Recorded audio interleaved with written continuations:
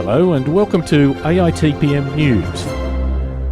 We continue our chat with Bob Meyer on the history of Sydney. Transport always has a big impact on every city, and in Sydney it started from the very beginning. The whole idea was to try and move to Paramatta because that's where the food was produced. But the problem was that the First Fleet could not get up the river because it was at a certain point the keels of the First Fleet hit the bottom of the river, and there's an old Navy term called kissing point. That was the kissing point where the keel hit. Therefore, we all know Kissing Point Road.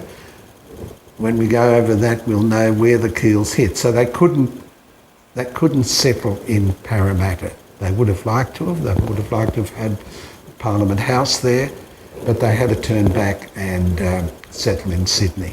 It's interesting that the First Fleet boats, of course, sailed across the ocean, but then had to be used within a local sense in Sydney. Exactly, and because they couldn't use the boats there, they had to use the long boats, which were like the lifeboats of the First Fleet. So they had to row them up the rivers, and it took them quite a few hours to get from Sydney to Parramatta or up to Windsor. But at one stage, in about 1830s or so, there were more people living in those outer western areas, Windsor, Richmond, Parramatta, than there were in the inner parts of Sydney.